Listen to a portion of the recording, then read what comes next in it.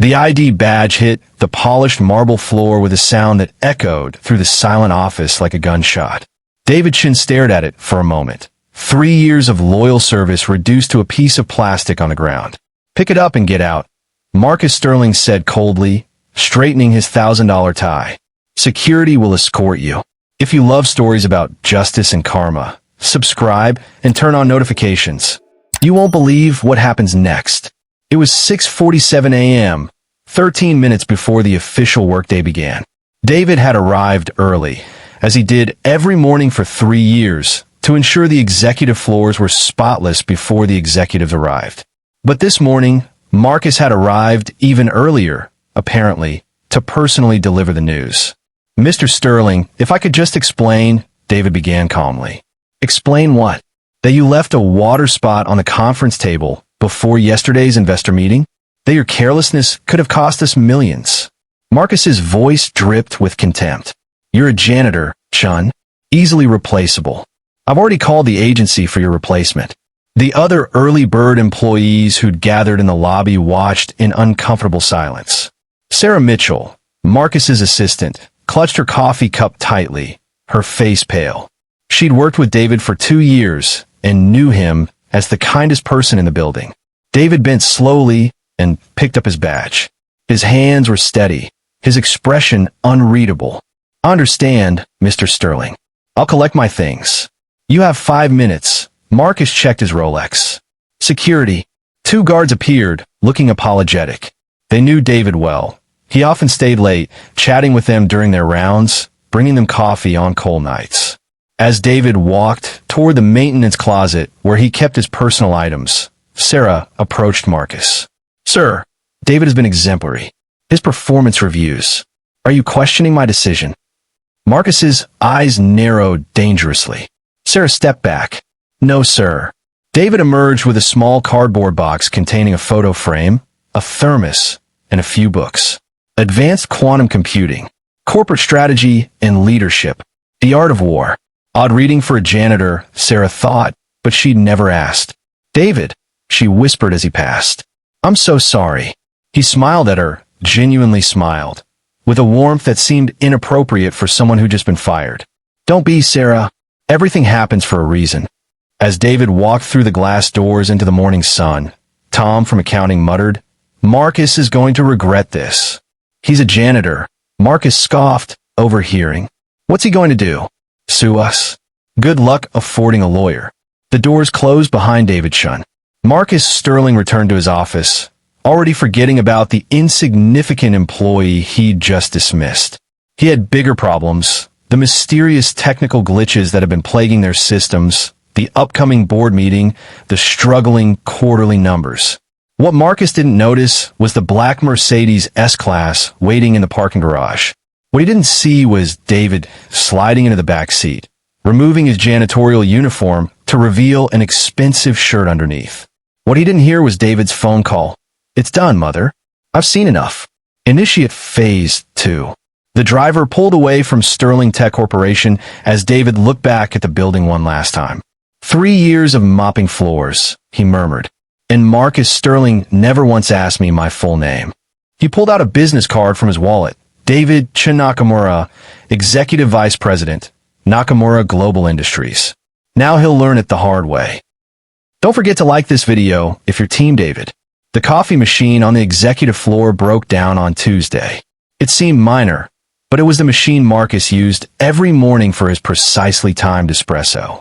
Maintenance took 3 hours to fix what David used to handle in minutes. Wednesday brought worse problems. The climate control system in the server room malfunctioned, causing temperatures to spike dangerously.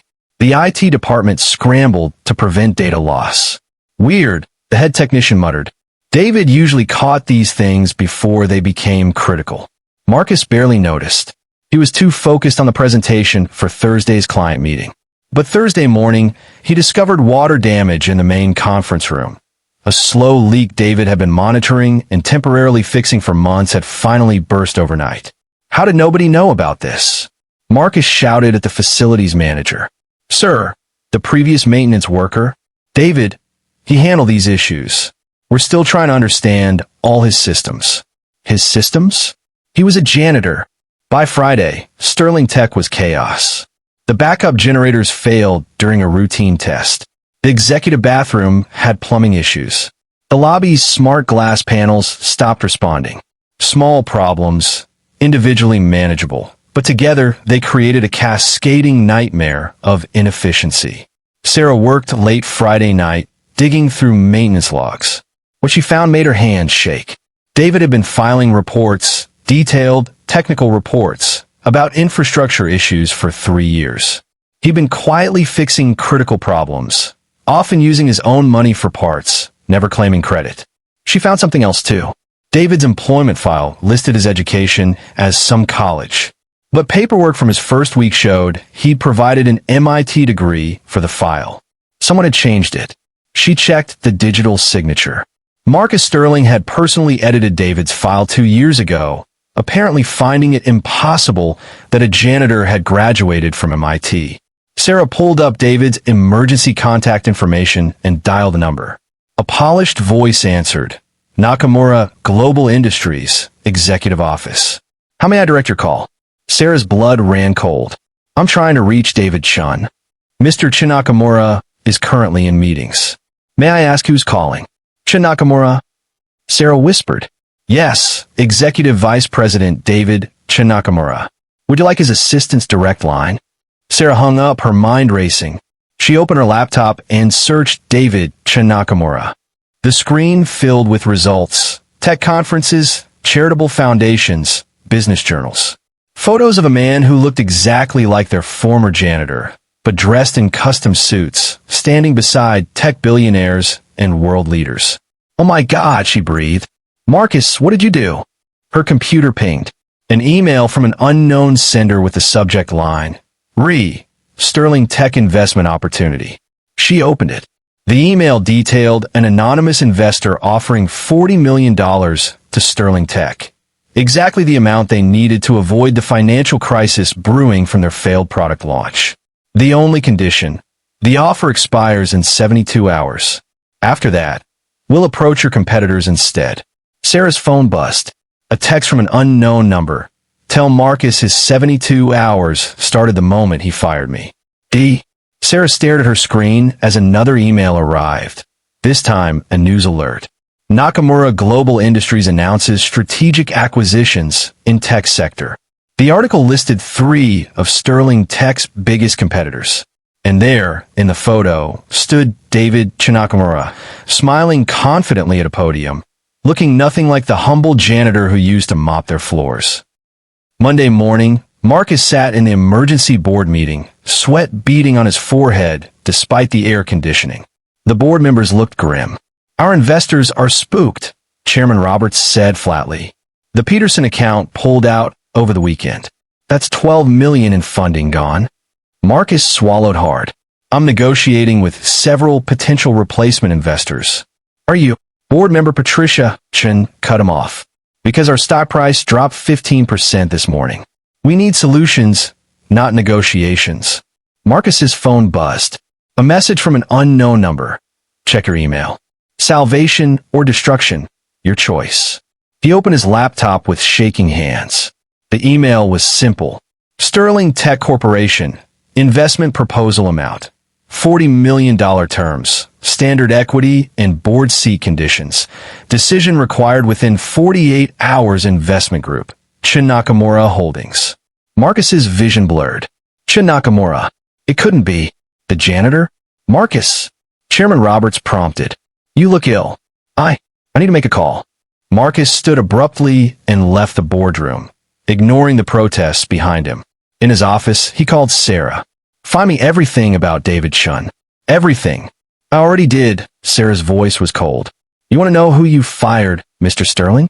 David Chun Nakamura, son of the late tech pioneer James Chun and industrialist Yuki Nakamura.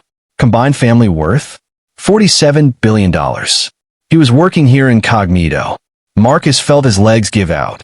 He collapsed into his chair. That's impossible. He was a janitor. He mopped floors. He has a master's degree from MIT in electrical engineering and an MBA from Harvard. He's published papers on quantum computing. He sits on the boards of 15 companies. and you fired him over a water spot. Marcus's mind reeled. The humble man who'd worked the night shifts, who'd always been early, who'd never complained. He was a billionaire's son? Why? Marcus whispered. Why would he work as a janitor? Sarah's laugh was bitter. I did some research. His father made all his children work entry-level jobs for 3 years before joining the family business. Said it built character and taught them to value every employee. David chose Sterling Tech. Guess you failed his character test. Marcus pulled up the investment offer again. $40 million, their salvation. But accepting it meant giving David Nakamura a board seat. Meant facing the man he'd humiliated. His phone rang. Unknown number. Hello, Marcus. David's voice was calm, almost friendly. I assume you've seen my offer. David. Mr. Chun. I didn't know. Didn't know I was human? Didn't know I deserved basic respect? Which part didn't you know, Marcus? Marcus's throat tightened. The investment is genuine. 40 million, standard terms. I'm a businessman, Marcus, not a monster. Unlike some people, I don't let personal feelings cloud professional judgment. Then why? Because I want you to understand what you could have had. If you treated me with even basic dignity, we could have been partners. Your company could have had access to Nakamura Global's resources, connections, technology. Instead, you saw Janitor. Someone beneath you.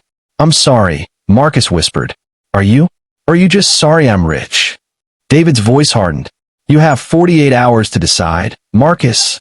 Accept my investment and watch me help rebuild what you're destroying. Or refuse it on pride and watch your company collapse. Either way, I win. The line went dead. Marcus sat in darkness as his office lights automatically dimmed for evening. On his desk lay 2 folders. One contained the investment agreement that could save his company.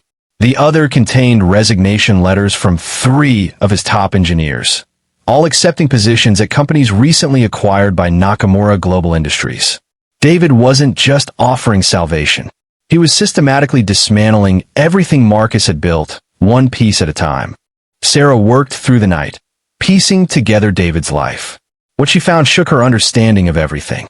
The photos told the story Marcus had been too blind to see. David at age 23, receiving the Turing Award for his thesis on quantum algorithms. David at 25, keynoting at TechCrunch Disrupt. David at 27, shaking hands with the president at a White House Innovation Summit. And then, at 28, David disappeared from public life. No more conferences. No more articles. The society pages speculated about his whereabouts. Nakamura, air goes dark, the headlines read. Sarah found the answer in an obituary from 3 years ago. James Chun, tech visionary, had died at 62. The funeral was private. But one news photo showed David, grief etched on his face, standing beside his mother and siblings. The timeline clicked into place. David's father died, and weeks later, David Nakamura started working as a janitor at Sterling Tech. The exact 3-year requirement his father had set. Sarah found more. During his 3 years at Sterling Tech, David had lived in a modest apartment in the suburbs. He'd taken the bus to work. He'd eaten lunch from a brown bag. He'd lived on a janitor's salary, with billions sitting in trust funds he never touched. But that wasn't all. Sarah discovered David's philanthropy work. A scholarship program funding 200 students through college annually. Anonymous donations to children's hospitals. A foundation researching rare diseases. The man Marcus dismissed as easily replaceable was quietly changing thousands of lives. Tuesday morning, Sarah found Marcus in his office, staring at the unsigned investment agreement. You need to see this, she said, showing him her research. Marcus looked at photos of David with tech CEOs, world leaders, Nobel laureates. His hands trembled. He must have been laughing at us. At me? I don't think so, Sarah said quietly. She showed him something else, security footage from the past 3 years. David fixing a computer for an intern at midnight. David covering a shift for a sick colleague. David buying coffee for the security team with his own money. David teaching Tom from accounting basic coding after hours, never asking for anything in return. He wasn't laughing at us, Sarah continued. He was genuinely trying to be helpful, trying to understand what normal employees experience. and you humiliated him. Marcus watched the footage of David training his replacement before he knew he'd be fired. Patient, thorough kind. The water spot Marcus had cited? David had been cleaning up after Marcus's own coffee spill before the meeting, trying to save his boss from embarrassment. I destroyed everything, Marcus whispered. His phone rang. It was Patricia Chun from the board. Marcus, we just received some interesting news. Turns out Patricia Chun, that's me, is David's aunt. Small world. I recused myself from voting on the investment, but I thought you should know. David called me last night. Asked me to tell you that his offer is genuine. No tricks. He believes Sterling Tech has good people who deserve better leadership. Marcus's stomach dropped. Better leadership? The board is prepared to accept his investment, Marcus. But we're also prepared to ask for your resignation. We're voting tomorrow. I suggest you decide whose side you're on, your egos or your company's. The call ended. Marcus looked at Sarah. How did this happen? How did I not see who he was? Because you never looked, Sarah said simply. You saw a janitor and decided that's all he could be. David saw people. That's the difference. Marcus's computer pinged. A calendar invitation, industry gala, tomorrow night. The sender, Nakamura Global Industries. The message, all tech sector leaders invited. Formal attire required. Award ceremony honoring David Nakamura for humanitarian work. Marcus realized with growing horror that he'd have to face David in public, watch him be celebrated, while his own company crumbled.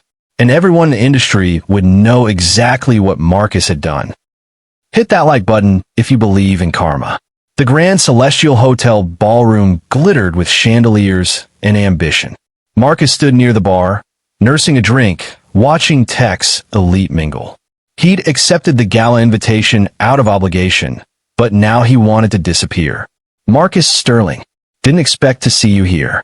Greg Thompson from Venture Tech approached with a smug grin. Heard you're having some financial troubles. Temporary setbacks. Marcus lied smoothly. Right.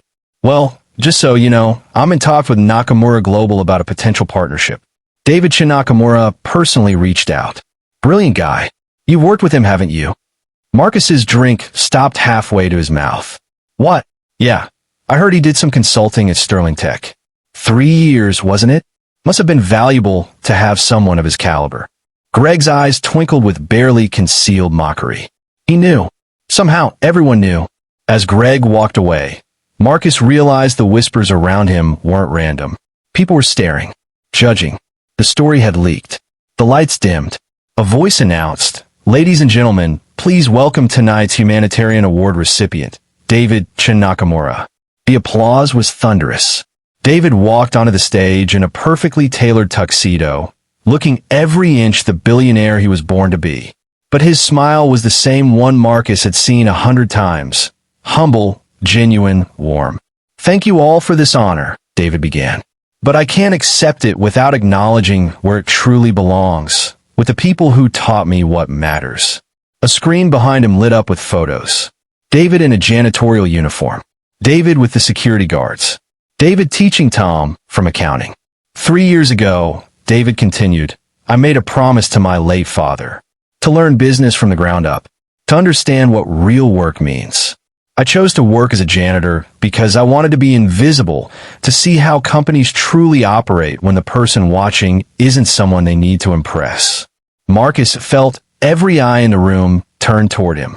I learned that great companies aren't built on quarterly reports or investor presentations. They're built on people. The intern working late on her project. The security guard who remembers everyone's name. The accountant who takes night classes to improve his skills. These are the people who make companies great. David's eyes found Marcus in the crowd. I also learned that some leaders forget this. They see positions, not people. Titles, not talent. And in doing so, they lose what matters most, humanity. The room was silent. Marcus wanted to run, but his legs wouldn't move. The money I earned as a janitor, every paycheck for 3 years, I've donated to create a foundation. It will provide scholarships, training, and support for workers in entry-level positions who have bigger dreams. Because I met dozens of people like that. Brilliant people trapped by circumstances, not lack of ability. More applause. David smiled. And to anyone who's ever been dismissed, underestimated, or told they're easily replaceable, you're not. You never were. Thank you. As David left the stage, people swarmed him. CEOs who'd ignored him as a janitor now vied for his attention. Marcus stood frozen as Sarah appeared beside him. The board voted, she whispered. They accepted David's investment. And they've asked for your resignation as CEO. You'll be offered a transition role, advisor position, reduced responsibilities. Marcus watched David across the room, surrounded by admirers, gracious and kind to everyone. The man he'd fired like garbage was being celebrated as a humanitarian while Marcus's career crumbled. There's more, Sarah continued. David's been quietly hiring our best people. Not stealing, offering them opportunities. Fair offers, better positions. He's building something, Marcus. Something that will eclipse Sterling Tech within a year. Marcus finally found the courage to approach David. The crowd parted, sensing the confrontation. David, Marcus began, his voice hoarse. I owe you an apology. You owe me nothing, David said calmly. You show me who you are. That's valuable information. I was wrong. About everything. I didn't know that I was rich.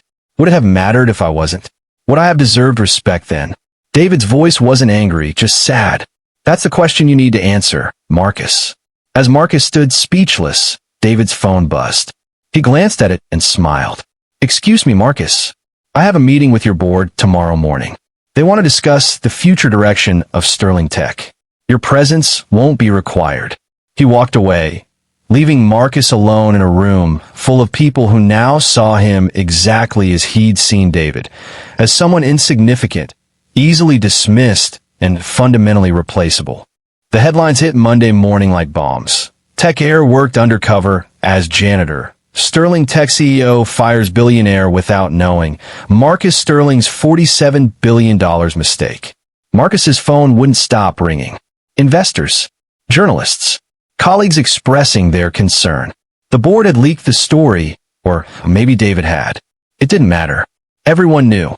Sarah entered his transitional office. Smaller now, windowless, humiliating. Jennifer Park just resigned. That's our 5th engineer this month. They're all going to Quantum Innovations.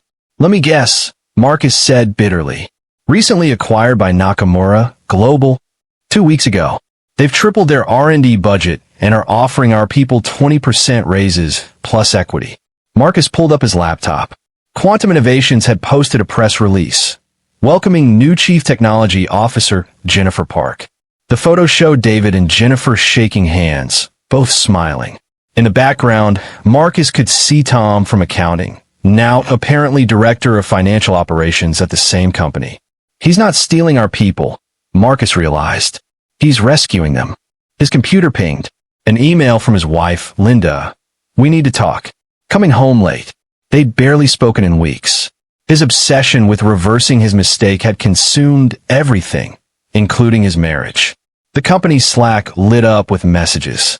Another acquisition announcement. Nakamura Global Industries acquires Tech Forward Systems. Tech Forward was Sterling Tech's 3rd largest competitor. With that acquisition, David now controlled 40% of their market share. Marcus watched helplessly as his professional world disintegrated. The quarterly earnings report showed devastating losses. The product launch he'd been planning for months was delayed indefinitely due to staff shortages. 3 major clients had jumped ship to David-backed companies. His office phone rang. Unknown number. He answered with trepidation. Marcus, it's Patricia. The board is meeting this afternoon. We need to discuss a potential acquisition offer. Acquisition? Who? But Marcus already knew. Nakamura Global has offered to purchase Sterling Tech outright. Fair market value, protection for all employees, transition support. But there's a condition. Let me guess. I'm out. You be offered consulting position. Part-time. Reduced salary. David insists on protecting the employees, but he won't work with you in any leadership capacity. Marcus laughed bitterly. Of course not. When's the meeting? 3 o'clock. Your attendance is optional. Marcus arrived at 3 to find the boardroom transformed. David sat at the head of the table, Marcus's former seat. The board members looked relaxed, almost happy, for the first time in months. Marcus, David nodded politely. Please sit. Marcus took a seat at the far end, the power dynamic crystal clear. David presented his vision. Restructure Sterling Tech as a subsidiary. Invest in the employees. Rebuild the culture. His plan was brilliant, comprehensive, and would save hundreds of jobs. But it would erase Marcus's legacy completely. Questions? David asked. Marcus stood. Why are you doing this?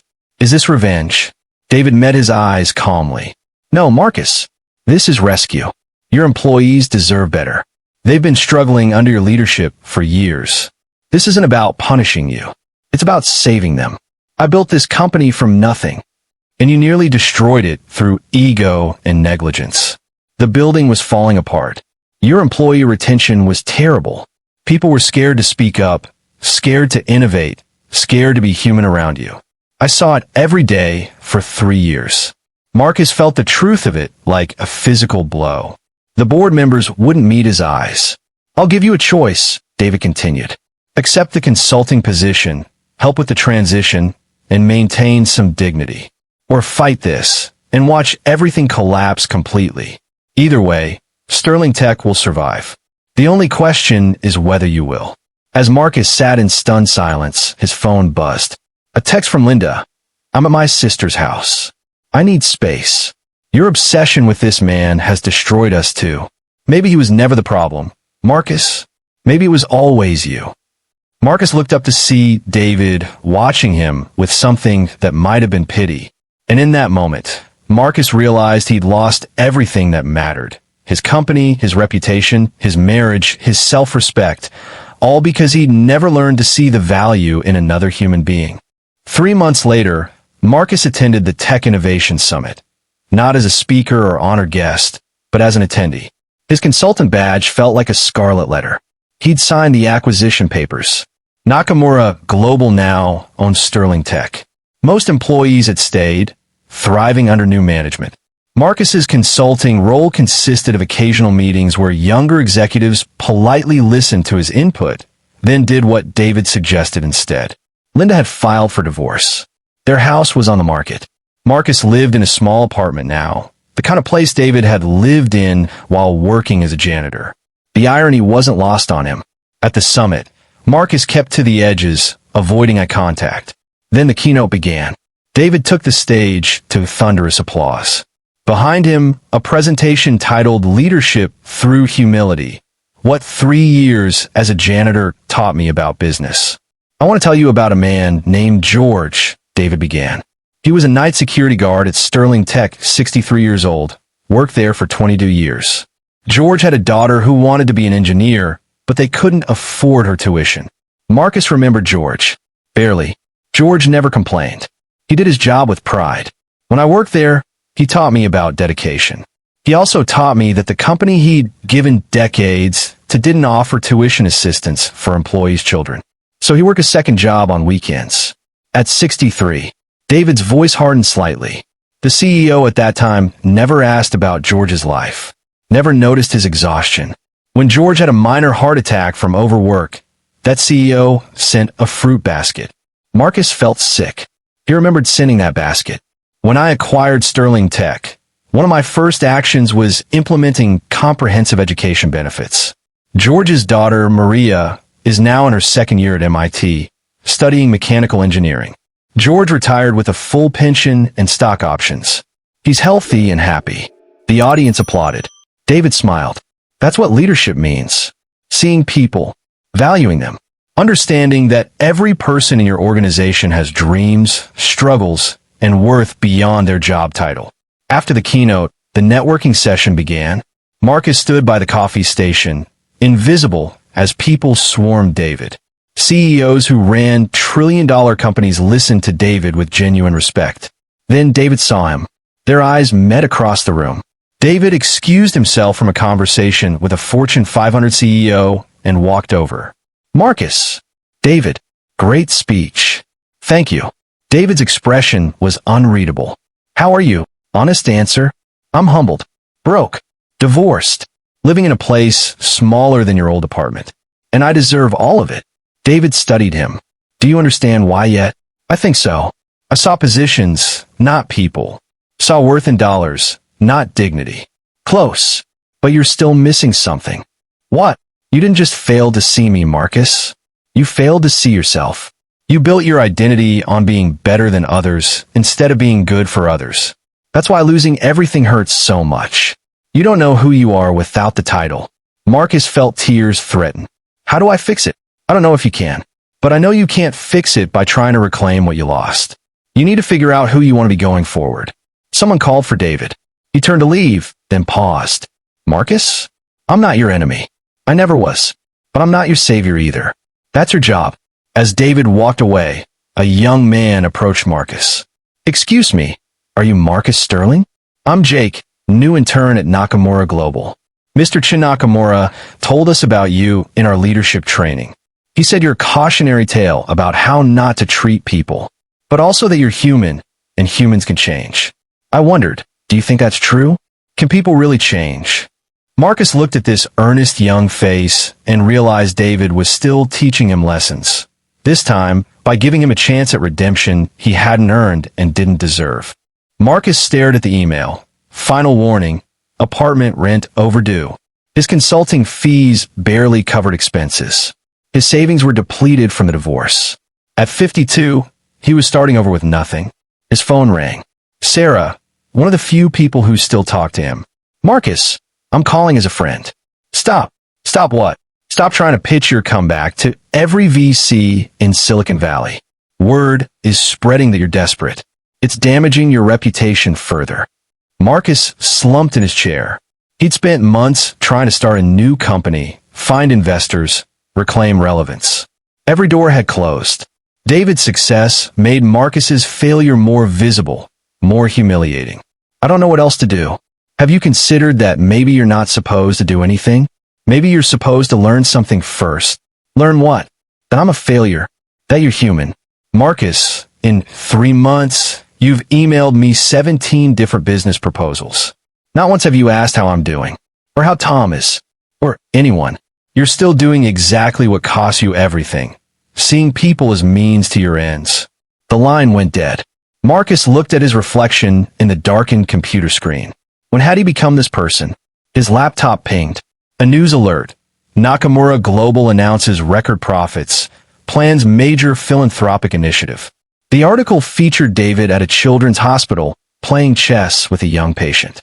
The caption read, Chin Nakamura says business success means nothing without positive social impact. Marcus scrolled through the photos. David at a soup kitchen. David teaching coding to underprivileged kids. David speaking at a prison about second chances. The man was everywhere, doing everything, being everything Marcus had never been. His phone buzzed. Unknown number. Against his better judgment, he answered. Marcus Sterling? An unfamiliar voice. Yes. This is Attorney James Reeves. I represent a coalition of former Sterling Tech employees. We're filing a class action lawsuit against you personally for creating a hostile work environment. You'll be served papers within the week. Marcus's world tilted. What?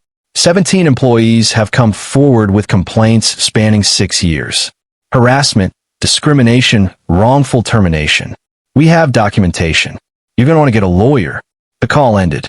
Marcus sat in shocked silence. That night, unable to sleep, he drove past Sterling Tech headquarters. The building glowed with light and activity, more alive than it had ever been under his leadership.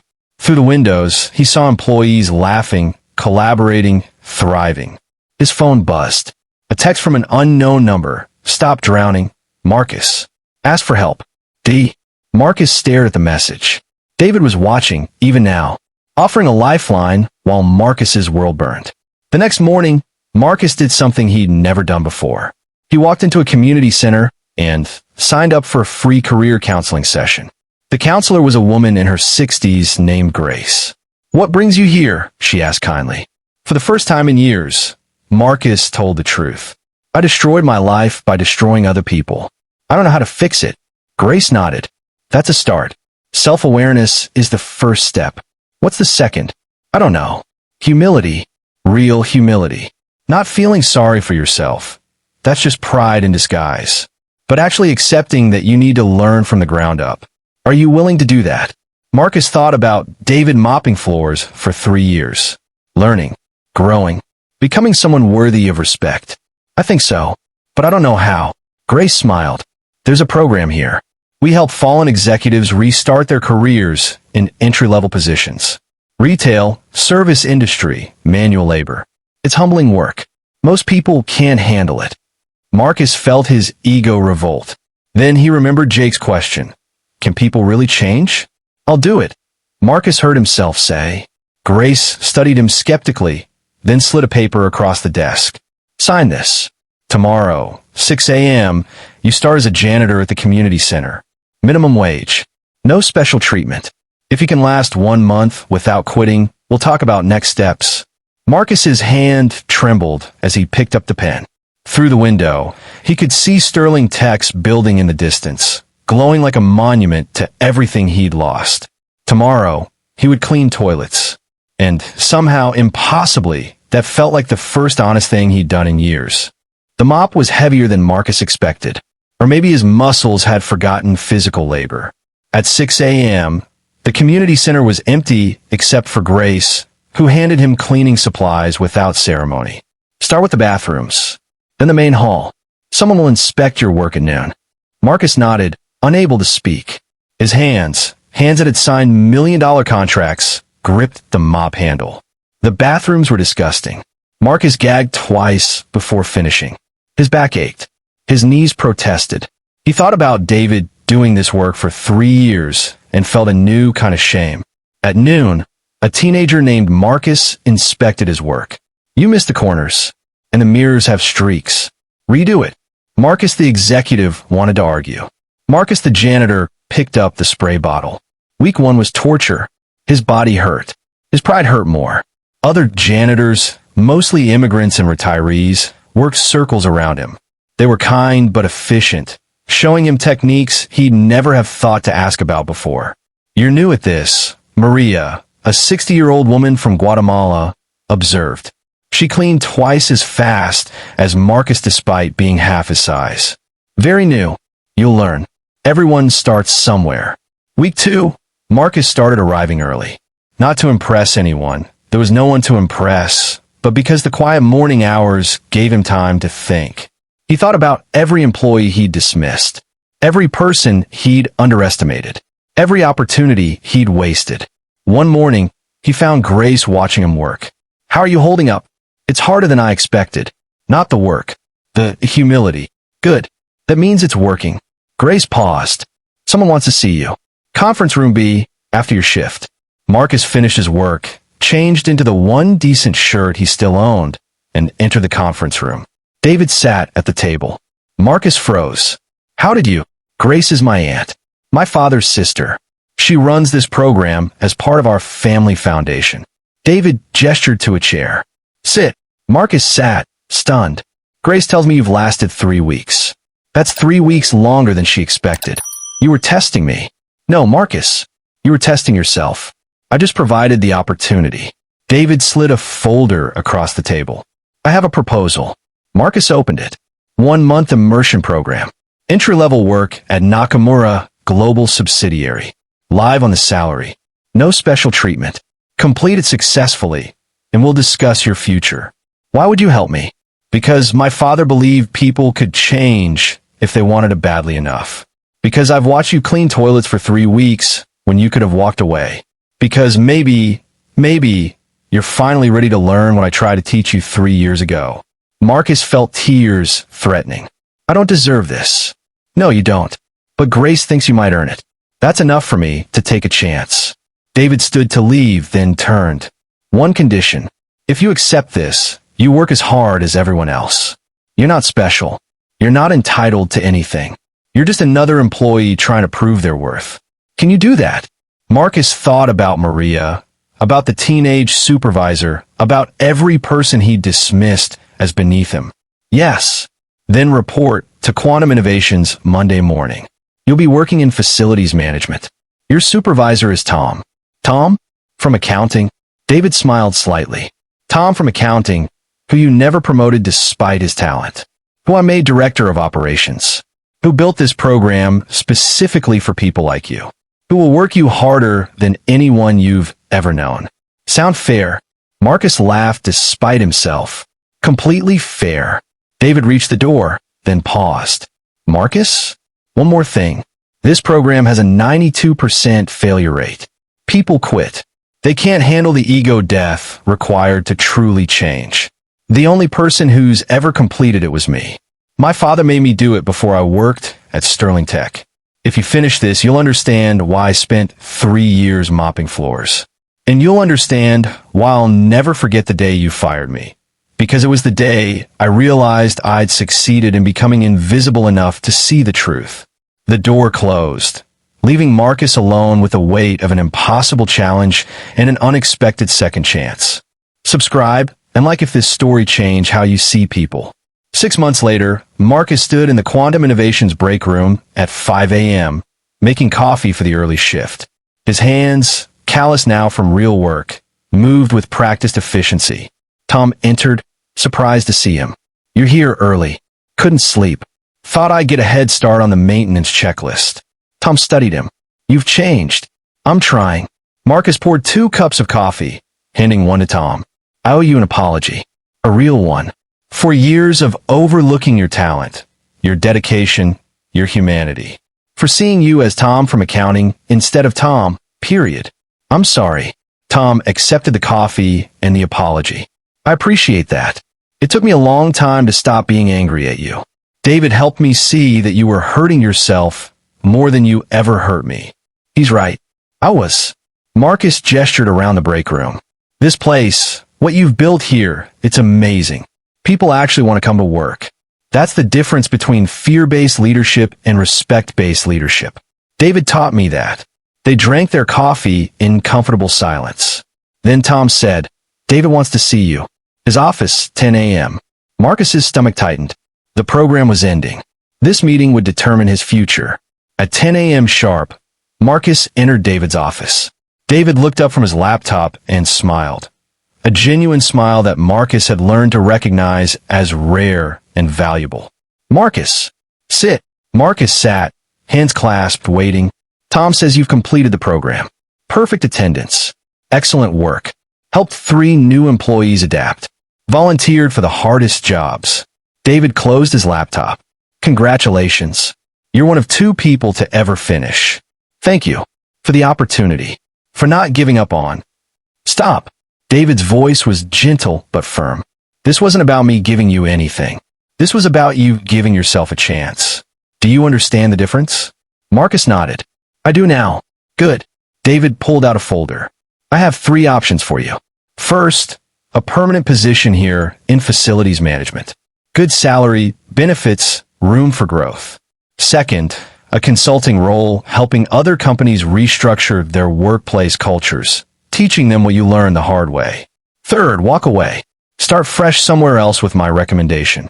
Marcus hadn't expected options. What do you think I should do? I think you should stop asking others what you should do and figure out what you want to contribute. What matters to you now? Marcus thought about Maria teaching him to properly clean windows. About the teenager who'd criticized his work without fear. About Tom giving him a second chance despite everything. I want to help people avoid my mistakes. I want to teach what I learned. David smiled. Option 2, then. But understand, this isn't redemption. Redemption isn't a destination. It's a practice. Every day, you choose to be better than you were. Some days you'll fail. The question is whether you keep trying. I will. Then welcome aboard. David stood and extended his hand. Marcus shook it, feeling the significance of the moment. 3 years ago, he'd refused to shake this hand because it belonged to a janitor. Now he understood it belonged to a teacher, a leader, and perhaps the best person he'd ever met. As Marcus turned to leave, David called out, Marcus? One last thing. Yes. Thank you for firing me. It freed me to build something better. And eventually, it freed you too. Funny how that works. Marcus laughed, tears in his eyes.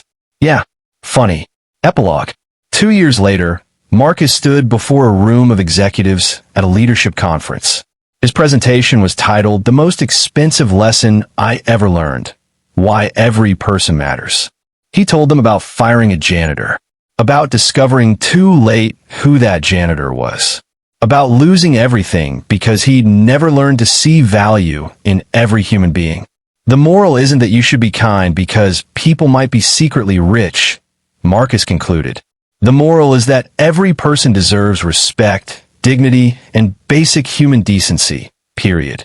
Not because of who they might be, but because of who you want to be. I learned this lesson the hard way. I lost my company, my marriage, my reputation. But I gained something more valuable: humility, empathy, purpose. The man who fired me gave me the greatest gift anyone ever has. He showed me who I'd become and challenged me to be better. David Nakamura didn't just teach me about leadership. He taught me about humanity. And now I spend every day trying to help others learn that lesson without destroying their lives first. Marcus paused, scanning the audience. So ask yourselves, how do you treat the people who can't do anything for you? The janitor, the intern, the assistant. Because that's who you really are. Not when you're being watched, but when you think no one important is looking. Because here's the secret David taught me. Everyone is important. Everyone is looking. And the person you dismiss today might be the person who could have changed your life tomorrow. Don't make my mistake. See people, all people, before it's too late. The applause was thunderous. As Marcus left the stage, he saw a familiar face in the back row. David, who'd come without announcement, stood and nodded once. A gesture of respect between equals. Marcus nodded back, understanding finally complete. He'd spent years chasing success. Now he was learning something better. Significance. The end. Moral lesson. True leadership isn't about power over people. It's about empowering people. Every person deserves respect, dignity, and basic human decency, regardless of their job title, wealth, or status. How you treat people when you have nothing to gain from them reveals who you truly are. Success without humanity is meaningless. But even the greatest failure can lead to wisdom if we're humble enough to learn from it. Back-end index pointing right, did this story change how you see people? Subscribe for more powerful stories. Like if you believe everyone deserves respect. Comment below, what's the most important lesson you learned from this story? Share this video with someone who needs to hear this message.